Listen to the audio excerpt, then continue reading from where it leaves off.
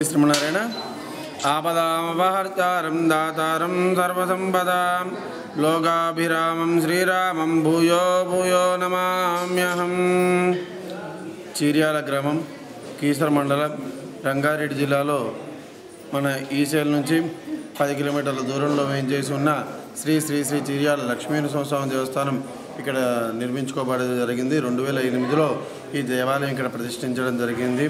ఇక్కడ స్వామివారిని అందరూ కూడా సంకల్ప సిద్ధ లక్ష్మీ నరసింహస్వామి అనేసి అంటారు। మనం ఏదైతే సంకల్పం అనుకుంటామో ఆ సంకల్పం కొబ్బరికాయ పట్టుకొని దోస్తమ్మ దగ్గర నుంచొని ఆ కోరిక అనుకొని 11 సార్లు కానీ 21 సార్లు కానీ 41 సార్లు కానీ ప్రదక్షిణాలు చేసి ఆ కొబ్బరికాయ కొట్టేసి వదిలేస్తే మనం ఏదైతే కోరుకున్నామో ఆ కోరిక తీరుతుంది అనేసి ఇక్కడ దేవాలయానికి ఉన్న ప్రసిద్ధి। అలా నెరవేరగానే మరలా వచ్చి స్వామి నాకు ఈ కోరిక తీరిందని మరలా చెప్పుకొని మళ్ళీ కొబ్బరికాయ పట్టుకొని 41 ప్రదక్షిణాలు చేసి మళ్ళీ కొబ్బరికాయ కొట్టేసి వదిలేసి స్వామివారి దర్శనం చేసుకుని వెళ్ళాలి। ఏ టెంపుల్కి వెళ్ళినా కానీ కొబ్బరికాయ కొట్టేసేసి స్వామివారికి నైవేద్యం తీసుకుని వెళ్తాము। కానీ ఇక్కడ మాత్రం కొబ్బరికాయ కొట్టి స్వామి నాకు ఈ కోరిక తీరుంది, ఈ కోరిక తీర్చవయ్యా, నీ మీద నేను బాధ్యత నీ మీద పెడుతున్నాను, నువ్వే నాకు శరణు అనేసి భక్తులందరూ కూడా ఇక్కడ స్వామివారి వేడుకోవడం జరుగుతుంది। అదేవిధంగా ఇక్కడ విజయాన్ని అందించేవాడు విజయ గణపతి విఘ్నాలన్నీ కూడా తొలగించేసేసి నేనున్నాను అనేసి ఇచ్చేవాడు విజయ గణపతిని కూడా ఇక్కడ ప్రతిష్ఠించుకోవడం జరిగింది। అభయాన్ని ఇచ్చేసేసి ఇంకా అన్ని విధాలు నేను ఉంటాను తోడుంటాను అనేసి చెప్పేవాడు అభయాంజనేయ స్వామి ఉన్నాడు।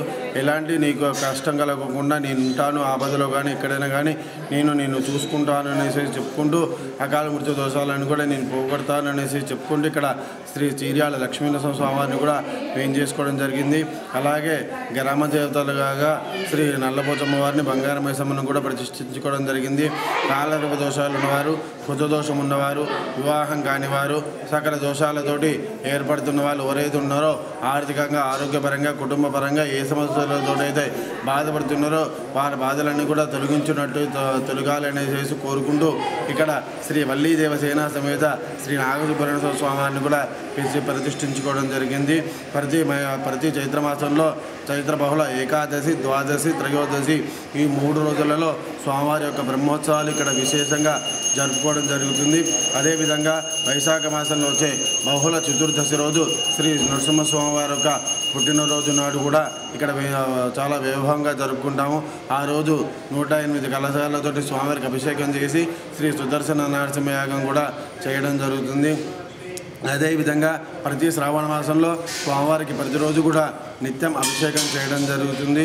అదేవిధంగా శ్రీ ఆశ్వీజ మాసంలో స్వామివారి యొక్క దేవీ నవరాత్రి ఉత్సవాలు కూడా మహావైభవంగా జరుపుకుంటాము। అదేవిధంగా ప్రతి కార్తీక మాసంలో ప్రతిరోజు కూడా శ్రీ రమా సహిత సత్యనారాయణ స్వామి వ్రతాలు ఇక్కడ ఏర్పాటు చేసుకోవడం జరిగింది। అదేవిధంగా ప్రతి ధనుర్మాసోత్సవం కూడా ప్రతి మార్గశిర మాసంలో వచ్చేటటువంటి ధనుర్మాసోత్సవం కూడా మహావైభవంగా జరుపుకుంటాము।